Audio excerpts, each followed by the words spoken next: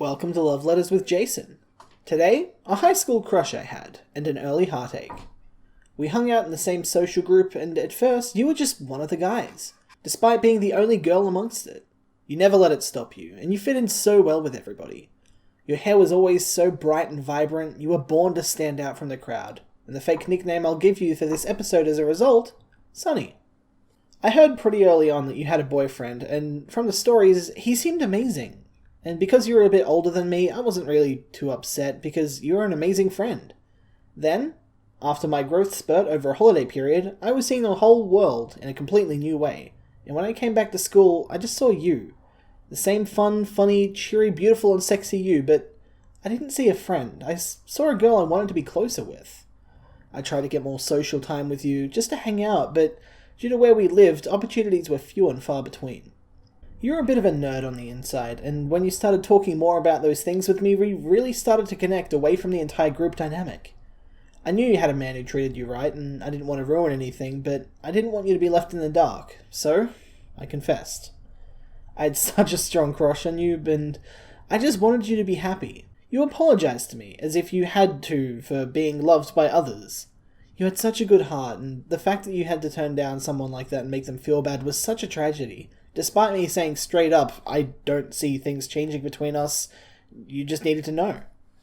After some time, we got into an awkward situation, as the playful banter seemed to include some pretty genuine flirting on both of our accounts, and more than once I caught you regretting saying something particularly dirty to me, though you'd never admit it.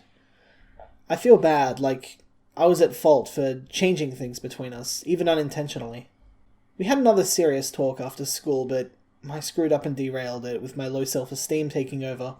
The lecture ended up on something like, "Oh, it's okay if you don't love me. It's not that I deserve love anyway."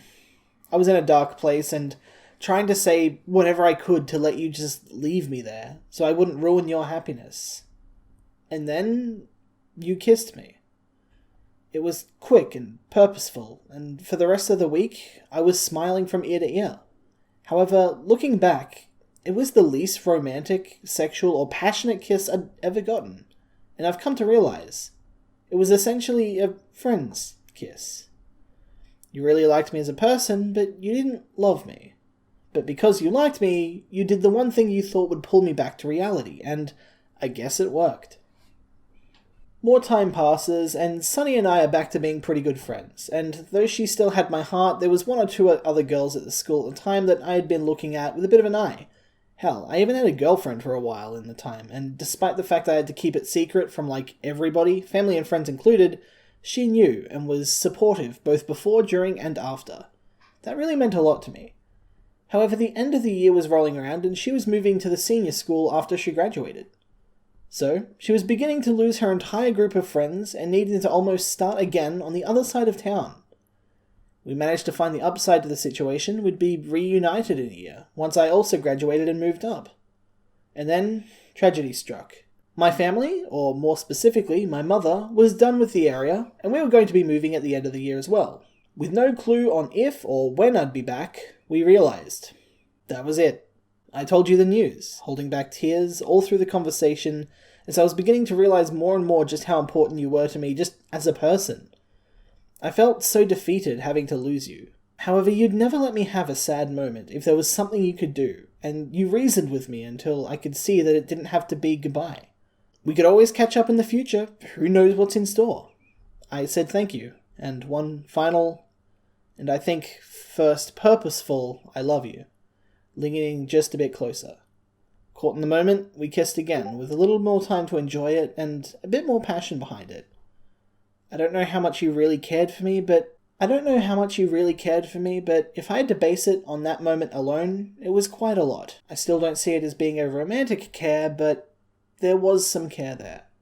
However, that was just another moment that would be spoiled, remembering it was happening on her last day of school. This wasn't an I love you type of kiss. It was a goodbye kiss. A send-off to someone you loved, but you weren't in love with. Your smile could light up any room your red hair failed to, and when you cared for people, you'd give them the world just to make them a bit happier. You were good, in every sense of the word. I'm sorry I made things awkward with my flirting, and I don't remember how the topic of an IOU for one grope happened, but I was pretty immature to bring it up once the joke had passed. I was so cringeworthy back then, and even through all that, we still had a solid connection. If you're watching this, Sonny, I did love you for the person that you were, and I genuinely hope that you and your man are still together and happy. And though I remember less and less of you every day after about 9 or so years, I do miss you. If not that, then the idea of you. So, Sonny, this love letter is for you.